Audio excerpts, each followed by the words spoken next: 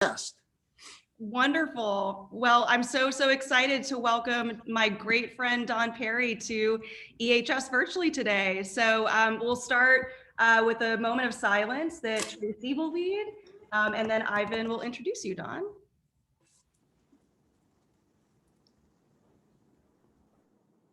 One, two, three.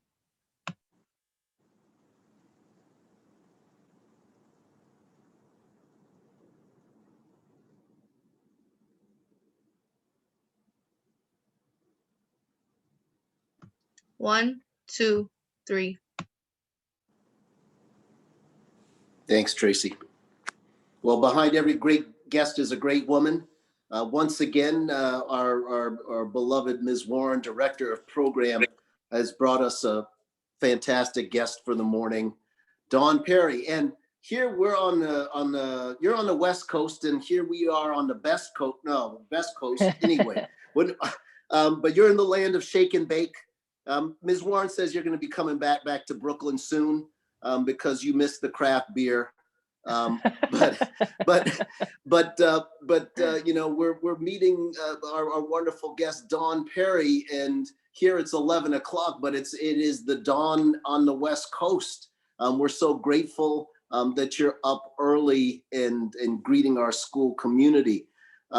We've read your bio, and there's some amazing questions from our 8th grader, and they have been stimulated by your amazing and wonderful life that you have created for yourself. In our mission, the heart of it is to adapt to change and to create and share a life of deep meaning, dynamic virtue, and transcendent joy. And that's why Ms. Warren brought you to us.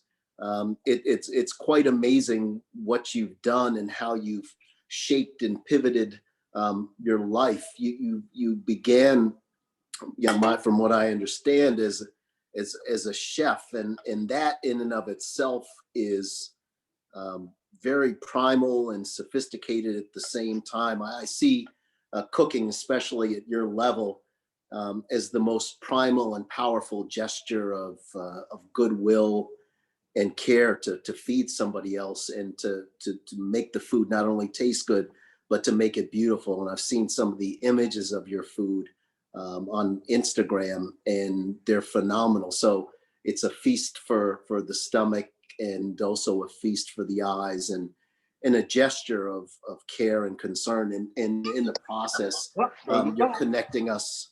Your phone is charged? We have a little interference there, connecting us to the ingredients that come from an abundant nature. Also, what you do is the art that you've created, and you share it now with writing, which is a whole nother art that is amazing. That from what I understand of cooking and your work, cooking plays with the impermanence of beauty, because regular artists or visual artists, in theory their art can last for hundreds of years, and yours disappears. And then you recreate it every time you make a new dish. So these ephemeral ingredients and the ephemeral works of art that you create, it's also powerful to me, because I know that the taste of smell and the sense of smell and taste are highly connected to memory. So what seems impermanent creates beautiful memories for people. So we're in awe of your work. The fact that you're able to move between the power of words and the power of the palate, and do it so seamlessly. And we're thrilled to listen to your wisdom and to hear what you have to say. And I'm really super excited about how you answer the wonderful questions that your life of creativity has inspired. Ms. Warren's dear friend, and our new friend from the West Coast, Dawn Perry.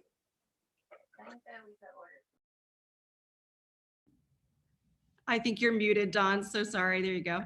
How's that? Better? Yep. Okay. Well, thank you so much for that kind intro. It makes me sound much more sophisticated than I feel, but But I'm Dawn. I'm Ms. Warren's good friend. I'm so grateful to have been asked to share with you guys, and so happy to meet you. So these days I'm a cookbook writer and a food writer. I write recipes. That's sort of how I make a living. But it's funny to think now I've been doing it for like 15 years. But way before that, I grew up in Maryland outside of Baltimore, and I grew up, my mom calls it a farmette. So it wasn't, we didn't have like cows and chickens and stuff, but we had horses and we had a little bit of property. So I was always sort of enamored with the outdoors and the natural world. And so I went to college in Colorado. It was such a beautiful, natural, place of natural beauty. And and when I was in college, I studied film.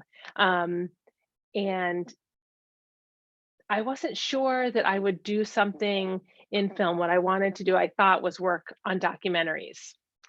So when I got out of college, I ended up moving to San Francisco, sort of on a whim. A friend was moving there for a job, and I didn't have a job at the time. So I ended up moving there, and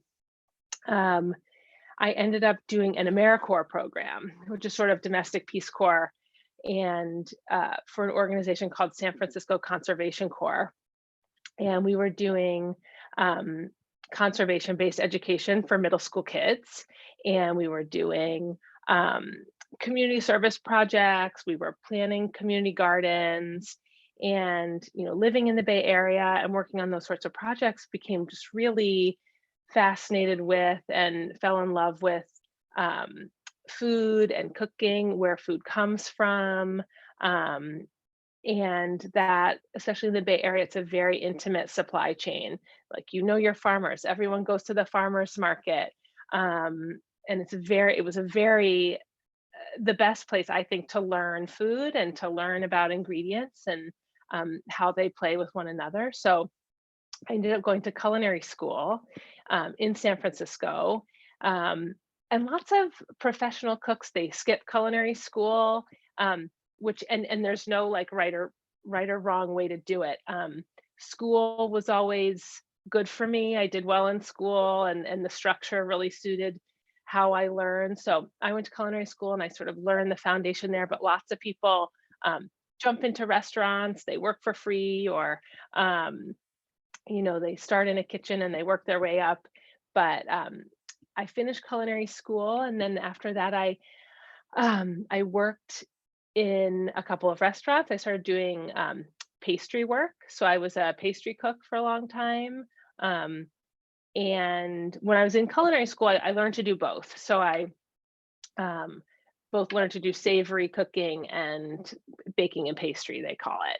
And while I still do both, I still sort of secretly prefer to bake. And Ms. Warren, I know, is such an amazing baker.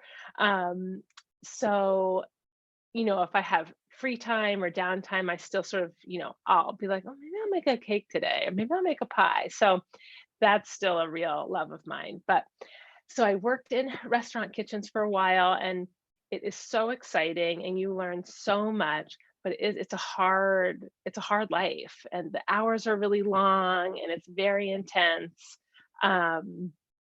So while I was working in restaurants, I was also working as a private chef. So I had a few clients that I cooked for, helping them make meals through the week. They were like very busy professionals, and they had sometimes dietary restrictions that, there were many vegetarians.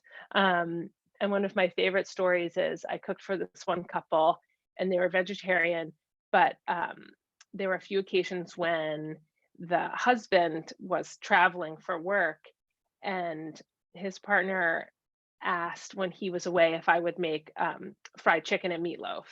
So they, were mostly vegetarian. So so I was doing that sort of work. I loved it very much. And then I ended up moving back to the East Coast. was just sort of ready for a change. I wanted to be closer to my family, and I worked as a private chef for a family, and that was really like my full-time job. So I made 3 meals for them. They were, I think they're associated with EHS, the Patrikoffs, and so they're a wonderful family. They became my family, and while I was doing that work, I I met Ina Garten. Do you guys know who that is? She's the Barefoot Contessa. She was a friend of that family, and she suggested, she said, "Oh, have you ever considered editorial?" And when she said that, I didn't really even know what she meant. I was like, "What's editorial?" And so that means like writing recipes for publications, whether it's like books or magazines, newspaper. So I ended up kind of getting my foot in the door at Martha Stewart Living. That was one of her first magazines. And I ended up my first job in editorial was testing recipes. So when you write recipes or when you read recipes in magazines or books, the good ones have always been tested. So one person develops the recipe, they cook through it, they decide what ingredients are going to go in, how long it takes, what to look for at the end of the recipe, and then you hand it off to someone else who's usually never seen it before. You say like, "Okay, cook this." And the challenge is, does the recipe work as it's written? So without saying, "Dawn, how many peas were in the cup?" Or "How long did you cook this for? Like, was it golden brown or was it springy?" So the trick is, have you included all the information that you need for someone who's never seen the recipe before, never tasted it before, maybe has a picture, maybe doesn't have a picture to go from, can they read the recipe and make it as you intended? So that was my first sort of job in that recipe world. And it's such a good way to learn how to write a recipe and how to write a good recipe, because you realize what things you absolutely need to include, what language can be confusing, and teaches you what a home cook looks for. And so then I stayed in editorial food, that's what we call it, for like 15 years. So I worked at a few different magazines. I worked at uh, a meal kit delivery service. Do you guys know those, where you get all the ingredients in the box and with the recipe? And that was very cool because we would get feedback from the people who cooked the recipes right away. So they would say, "It's not enough food," or "I didn't understand this step," or "The yogurt busted all over my box. What can I use instead?" So that was another very cool experience, to just have a relationship with the people who were cooking your recipes, and they had, pretty easy access to us. And so we were able to use that feedback in order to make the recipes better. So that was a great learning experience, and really changed the way I write recipes. Knowing, just having a different insight into home cooks. It's hard sometimes, whatever you do for work, it's always good to sort of take a step back and think about how the other side is going to do it. You can kind of get your head down and say like, "Oh, I know how to do this. I know what this pan looks like," without even thinking of it. You know what your medium pot is. You know what thinly sliced means to you. So it's good to check in with the other side and see like, what does this really mean, not to people besides me. And then a couple of years ago, I decided I wanted to write a cookbook. So I wanted to kind of put all this experience I had, and like, could I distill my food philosophy into a package. So I think I've done a pretty good job. I just turned in my final edits to my cookbook, and writing a cookbook is a long process. So I put together a proposal, which was sort of, my big idea, and had a table of contents and several sample recipes and a big introduction about who I am and what I wanted the book to be and what I wanted it to teach people. And I have a book agent, and so the agent and I, she helped me sort of shop around my proposal. She sent it to a bunch of different publishing houses and specific editors, and there were a few editors that were really interested in it, and I got an offer. So the publisher then says, okay, we're going to pay you this amount of money to make the book, and you spent all that money making the book. And then we had a big photo shoot that was 2 weeks long. And I think Yuritsi was talking about, seeing pictures on Instagram and,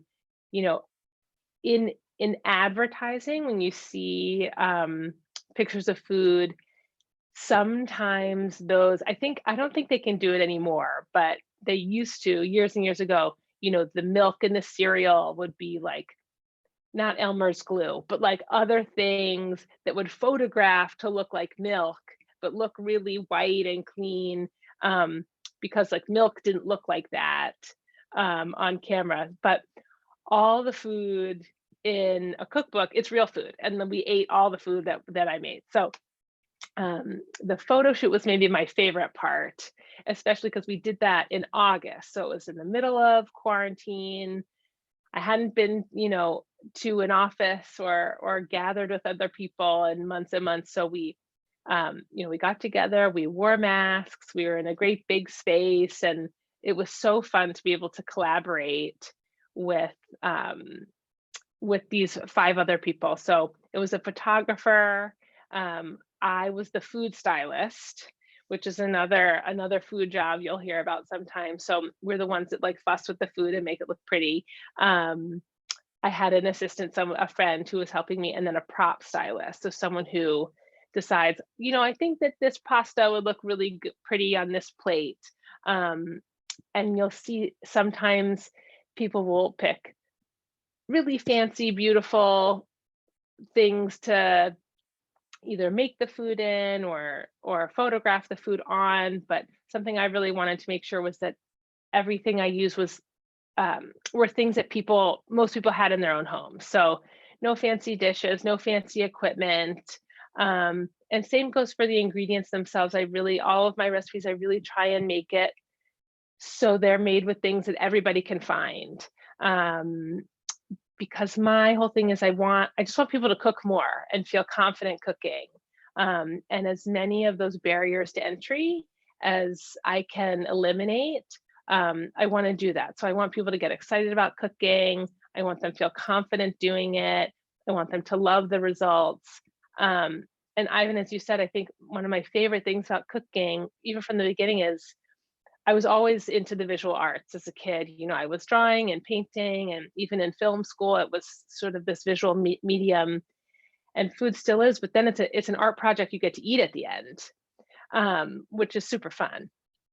So that's sort of where you guys are finding me now. I just turned in my final edits to my manuscript, and my friend is designing the book, so deciding how the pages are going to look and laying it all out. So that's happening sort of behind the scenes, and I'll see that next week. And so it's been it's a slow process, but you're sort of like busy the whole time. So it's been really, really fun. And yeah, that's sort of where we are now. That was so great. Thank you so much, Dawn. And congratulations. What a Thanks. huge step you just took. Yeah, thanks. We're so excited. We have so many questions for you. And I know that all of us are feeling excited and also hungry this morning as we're listening to you talk. Our first question comes from Catherine, and I will go ahead and put her on the screen. Hi, good morning. I would like to thank you for being our virtual speaker today. Of course. And I know you make new dishes and create astounding new recipes that many people in the world love. And my question for you is, how do you know what ingredients and measurements have to be in a brand new dish? And once the dish is complete, what strategies do you use to get your food known by crowds of people and get them to taste it? That's such a good question. So the first part was sort of how do you know about measurements of ingredients? And that some of that comes with practice. So you sort of know what amount of salt is about right for, like, if you're seasoning a piece of chicken or if you're making a cake. So I can't tell you for sure, but like even in the case of cakes, even sweet things need salt so they taste like themselves. So I would say if I'm going to use a cup of flour, I know I want at least a quarter teaspoon of salt in a dish. And so there's some rules of thumb like that. For a pound of meat, any kind of meat, about a teaspoon of salt is a good place to start. And then you can adjust. You'll see in a lot of recipes, we say season to taste or season as you go. And that means you want to season a little and taste, season a little and taste. You can always add more, but you often can't take things away. So little by little, that would be true in the case of adding spices or like lemon juice, things that would add a lot of flavor. So if you're cooking like a brand new dish, it's always good to kind of start, even when you have those guesses in your head, say, okay, like I think this is going to take a tablespoon of vinegar. I'll start with a teaspoon, stir it up, taste it, and say, okay, it could use a little more, add a little bit more. And sometimes you get halfway there and you think like, oh, I was wrong. Like this is good. This is where I want it. So it's fun because you're always sort of testing yourself and sort of trusting that like you're going to find out along the way. So I think that was the first part of the question. And then second part, how do you, it's about sharing it and getting it out there in the world. So I don't know if you can hear my kids in the background, but having a good time. But I do use Instagram to share recipes. It's a fun way for me to just engage with more people than I know in my real life. So it's fun to share both the finished dishes and also I think people really like seeing the process of how you kind of start and finish, whether it's one recipe from the beginning to the end or sort of the mess ups. When I was working on my book, there was one chocolate chip cookie recipe. I think I made it 18 times to get it right. But people loved it. They wanted to see more. They want to see the fails. They wanted to see the successes. They liked the different shapes. And I think that is especially fun for home cooks to see. It's like, oh, even the people who do it professionally, we don't get it right every time. So I think that that's my favorite way to share is my daily fails. Thank you so much. And I'm going to go next to Tracy. Hi, good morning. Hi. So my question for you is, what is your earliest memory cooking food in the kitchen, and what inspired you to pursue cooking as a career? Great question. It's funny, Ivan, you were talking about sense memories and how strong taste and smell sort of inform your experience. I don't know if I can, Tracy, give you one, but I have like a handful. But the smell, my mom doesn't like to cook. But she cooked for us and was the primary cook in our family. But there were a few things that she really loved and that she made often. And one of them was just mushrooms and onions sauteed in butter. I think she used margarine at the time, but the smell of cooking onions and mushrooms like takes me instantly back to her kitchen. And she would wear cutoff shorts and like the way she would stand at the stove. I can smell it. I can see it. so that's a big memory for me. Another one is when I was in 7th grade, we had home ec. And this is a far cry from the food that you guys are enjoying with Ms. Rosa and Chef Jonah. But one of the first things we learned to make, our home ec teacher called them bambinos, which she was like, it's Italian for baby pizza. It is not, but that's what she called them. And it was just, they were little like Ritz cracker pizzas. And we learned to cook ground beef, and we put, tomato sauce on the beef and the cheese. And I can still taste it. Like my mouth is watering. It was such a good snack and a fun thing to learn how to do. And I keep trying to figure out how I can like pitch that recipe to a bigger outlet. I don't know if anyone will go for it, but that's another one. And then the baking memories. And again, I think, my mom also, she still likes to bake. So, making sugar cookies at Christmas time. We made this applesauce cake always growing up that was easy. And then I remember one time making whipped cream, and my hair was down and it got stuck in the beaters. So that was a scary moment, but I got over it, and I'm not scared of the hand mixer anymore. So those are some of my early cooking memories. But as far as wanting to make cooking my career, when I decided to go to culinary school, I was always good at and liked working with my hands. And even when I was in film school, I thought I wanted to be an editor, but it was because when we learned to edit, we were like cutting the actual film and like taping it together. And I thought that was really fun. Of course, now like everything's done on a computer. So that is very different, but cooking, I knew I'd be working with my hands. I wouldn't be at a desk all day, and there would always be something new to learn, whether it was a new recipe or a new technique or a new cuisine, new ways to layer flavors. So I knew that I would never get bored. So it felt like a good and exciting thing to dig into. Thank you so much. And our next question comes from Jocelyn. Hi, good morning. Good morning. My question for you is, what are some of your favorite cuisines from around the world, and how have they inspired you? How have they inspired the way you cook? That's such a good question. Well, like I said, what I love trying new flavors. Excuse me. And new cuisines from around the world. I love Indian food and South Asian food.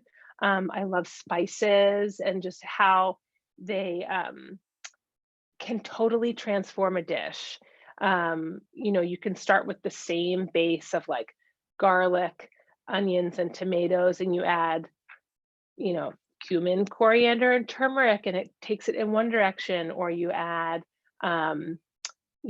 fresh herbs like basil or fennel seed, and it kind of takes it in an Italian direction, or you can add dried chilies and cumin and oregano, and it takes it in sort of a Latin direction. So I think I love Indian spices and that South Asian cuisine, but then sort of how all of those flavors, you can find them all over the world.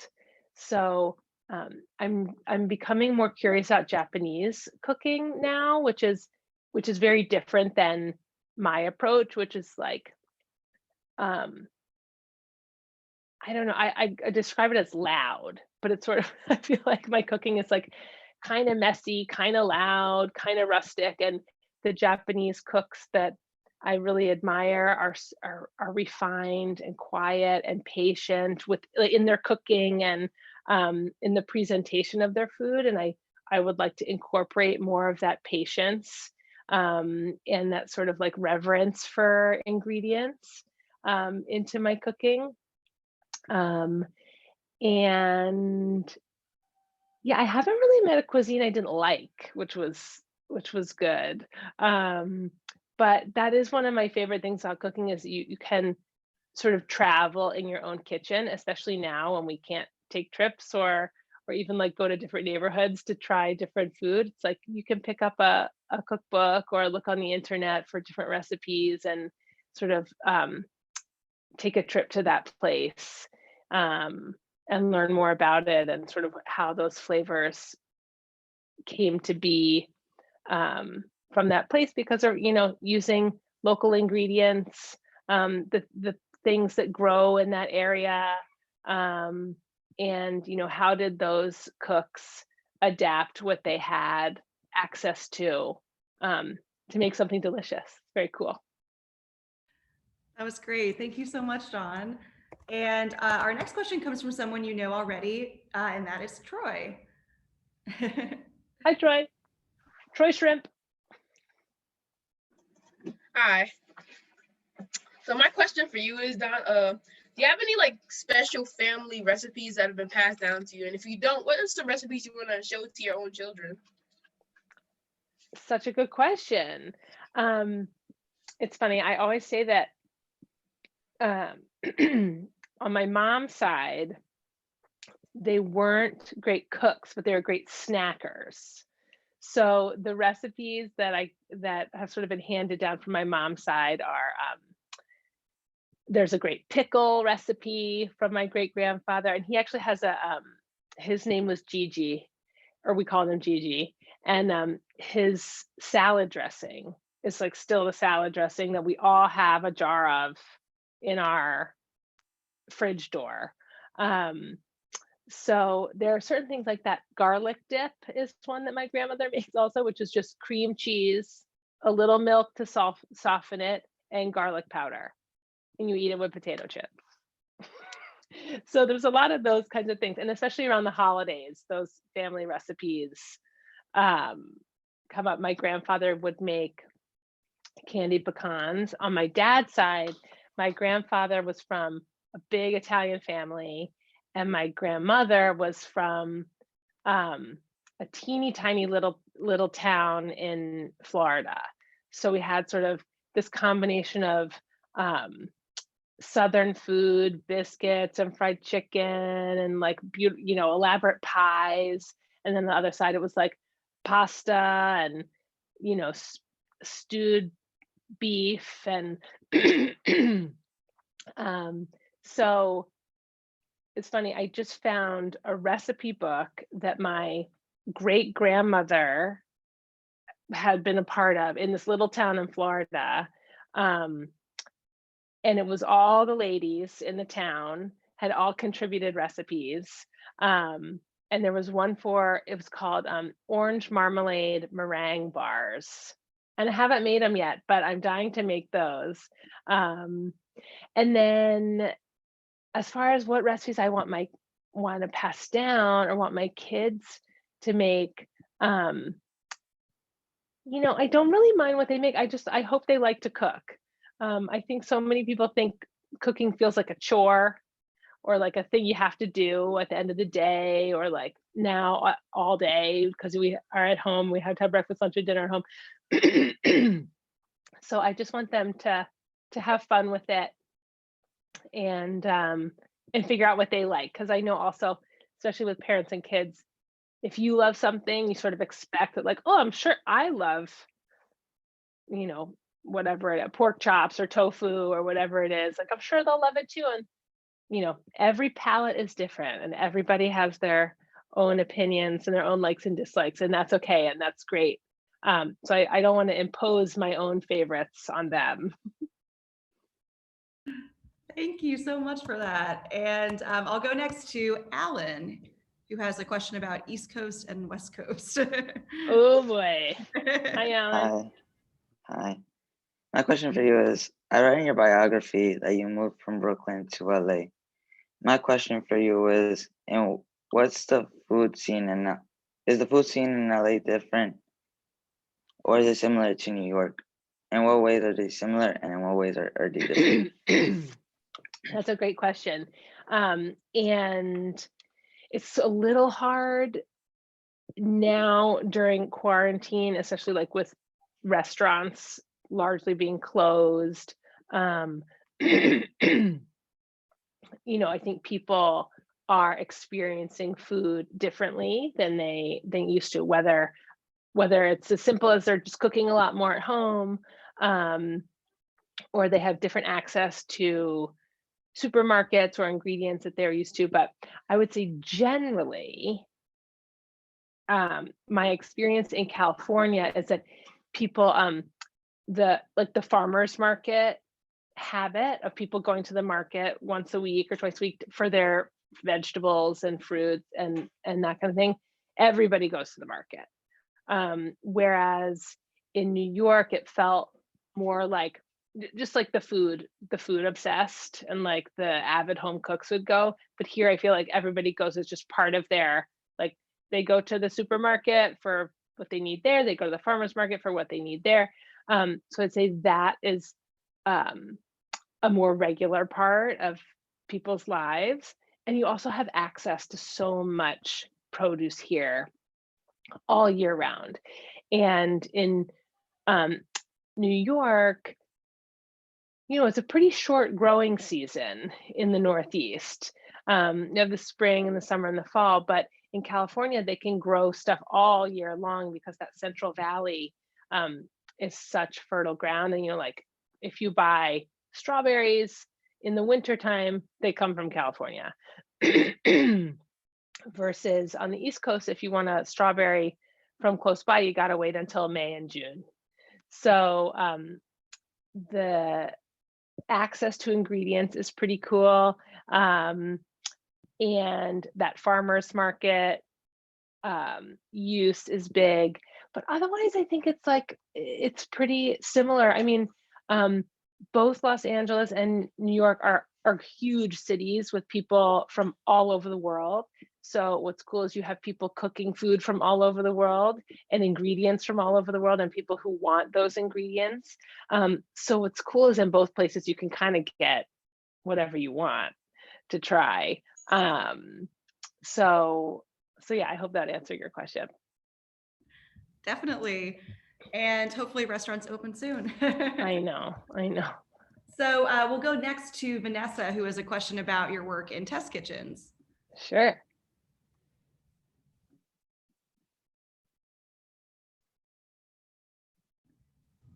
Hi, good morning.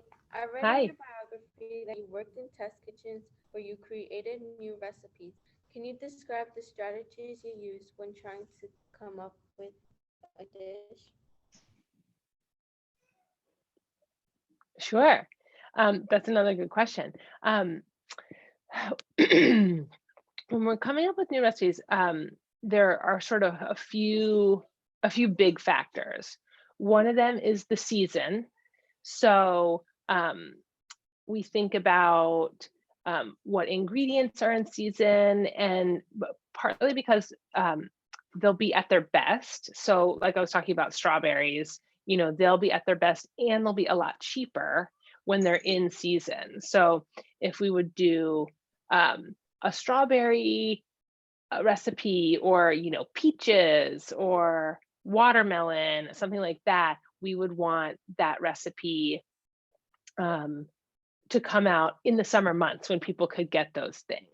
So one of the first things you think about is like, okay, when will this recipe come out? Because you write the recipe months and months before it will come out in a magazine, or even on the internet, because there has to be time to test it, like I was talking about before, and photograph it. So you're often thinking in the future. So the time of year that it's going to come out is part of it. Also, you know, is it going to be around a holiday? And should you consider that? How many people do you want it to serve? So if it's like a weeknight dinner, we usually, most recipes are usually designed to serve 4.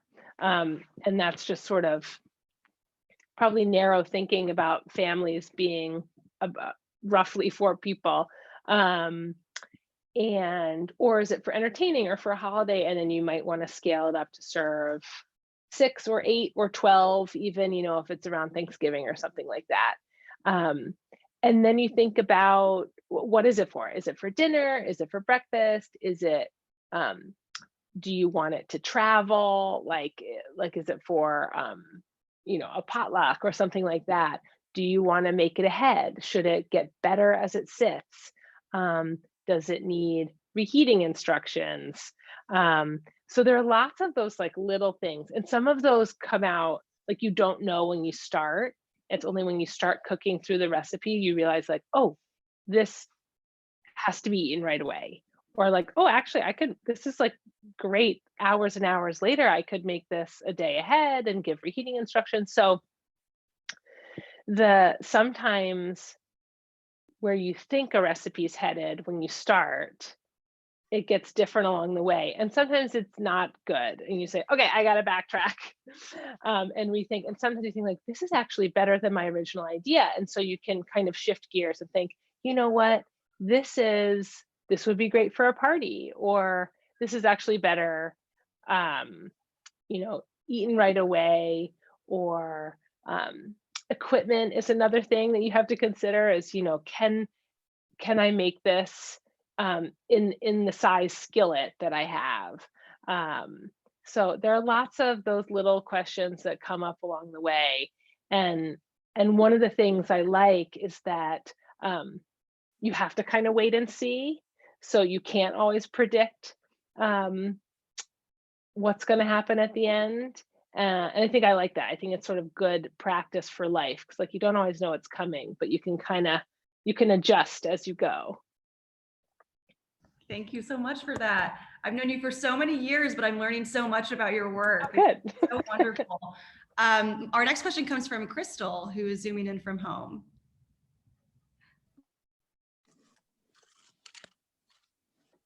I consider cooking to be a form of art. And I believe that we can learn a lot from different types of art forms. What is most important food that cooking was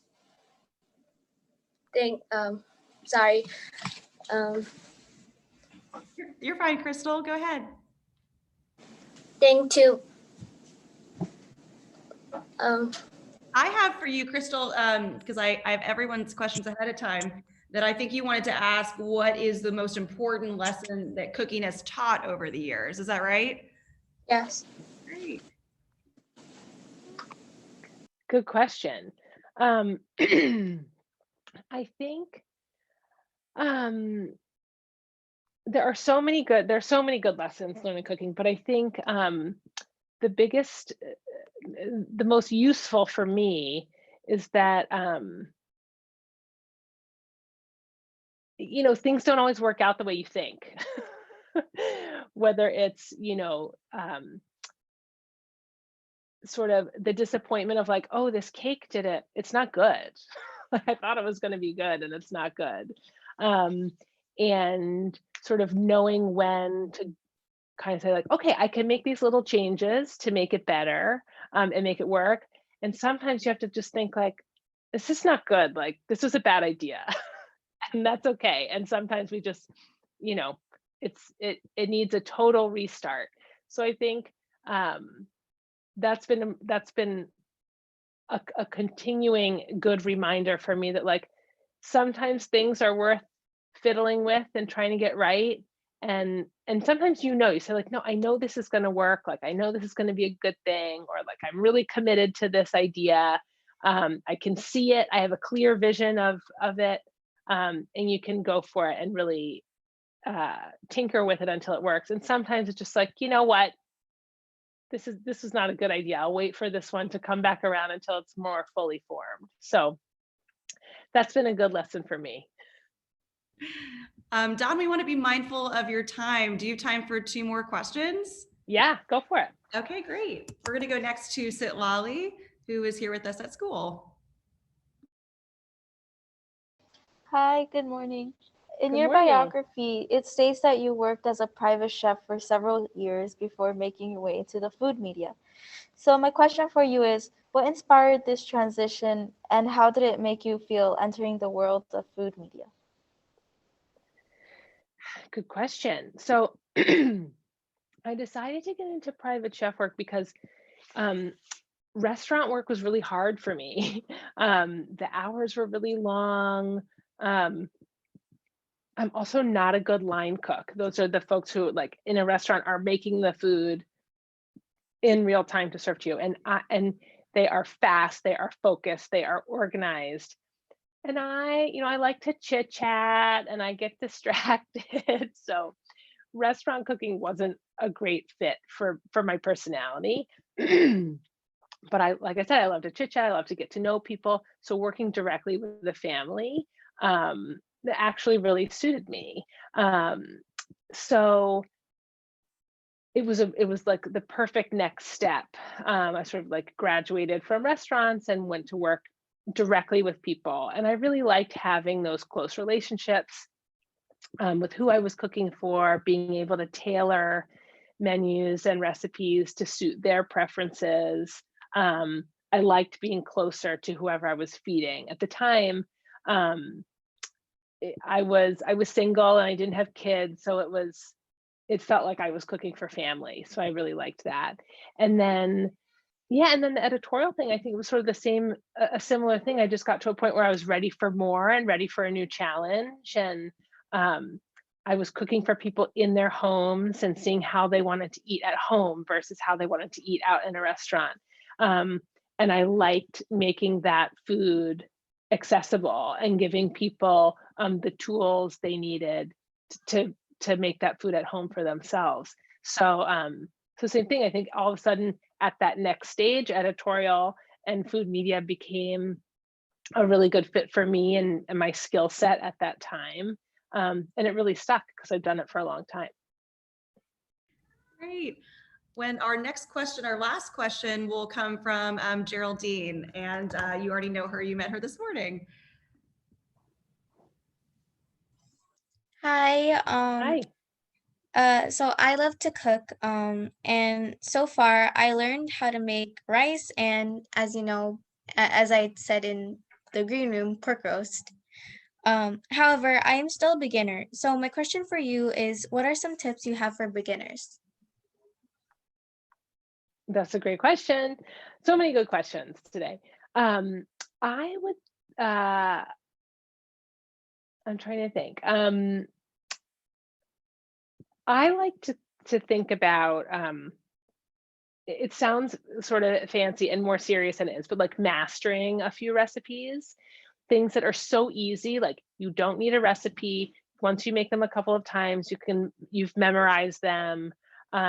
And the recipes themselves can do a lot of things. So like if you eat meat, like a roast chicken is a really simple recipe that once you make it a few times, you're like, I know how to do it. I know what the oven temperature is. I know how to season it. I know what to look for when it's done. And a recipe like that, then you can start to change it up.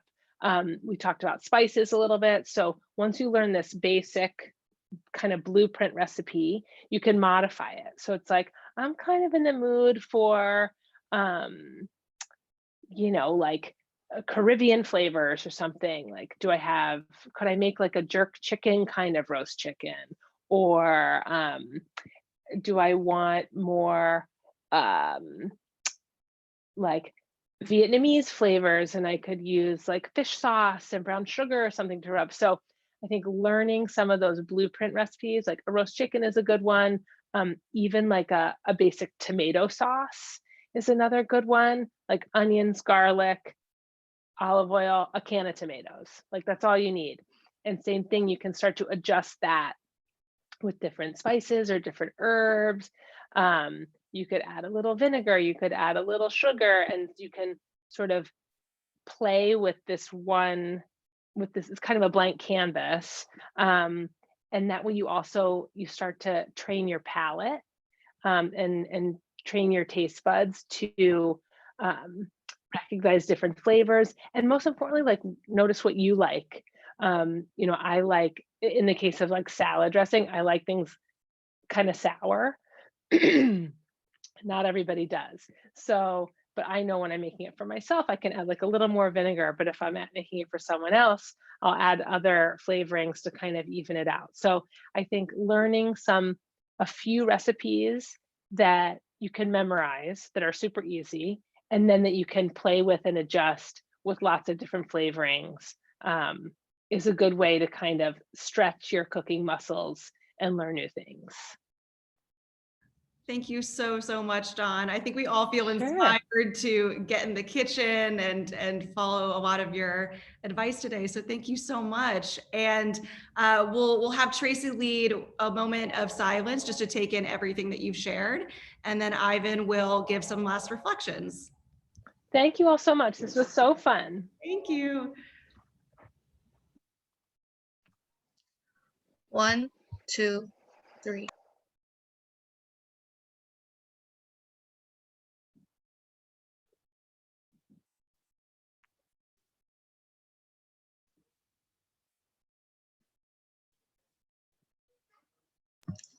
One, two, three.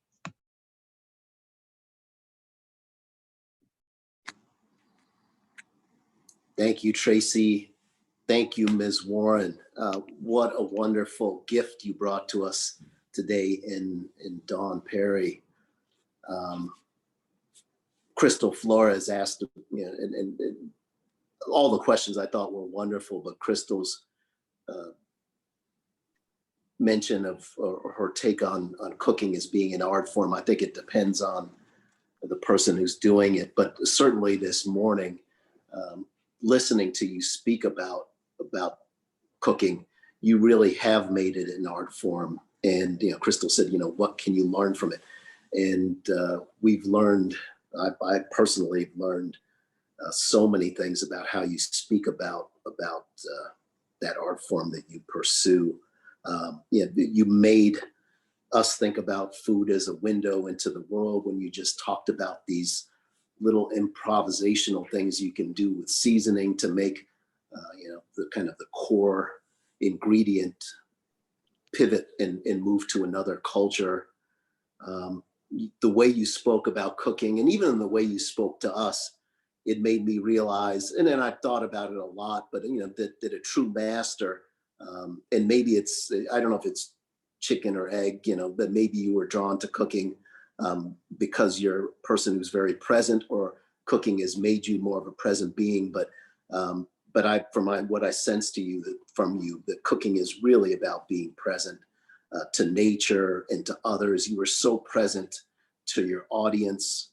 The evocation of mushrooms and onions is spot on with Marcel Proust and his Madeleine. This going back again to Crystal's thing about art forms. We've had this range of speakers, Dawn, from Glenn Close to Formula One champion Lewis Hamilton. And what you say and the way you speak and what you've done resonates with all the things that they talked about. And it goes back to this old story, and it was about from China 3,000 years ago. A prince goes and watches not a chef but a butcher cut up an ox, and at the end of the story, this person has cut the ox apart and has done it so beautifully through the repetition that you talk about, like knowing something really well.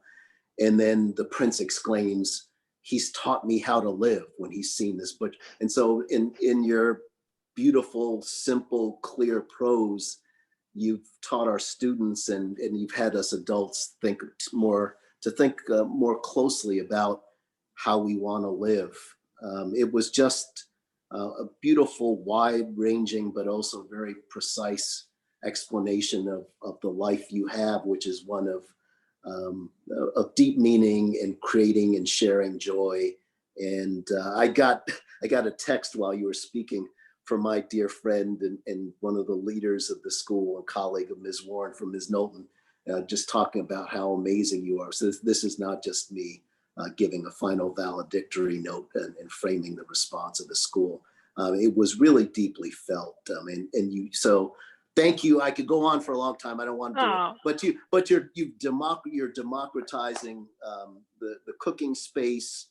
and you do it so eloquently, and you also do it with image. And so thank you so much for doing what you do in the world, but most particularly thank you for joining us here and being a part of our community and opening up our eyes to the world in a very beautiful way that transcends the specific art of cooking. Thank you so much. Thank you. I'm so grateful to be with all of you this morning. Thanks. Thank you so much, Don. Have a beautiful day. You could go back Take to care. sleep, or I don't know what the West Coasters. Anyway, thank you so much. Thank you all for your wonderful questions. Have a great day. Be well. Bye, Don. Bye. Bye. Bye, everybody. Bye. Bye.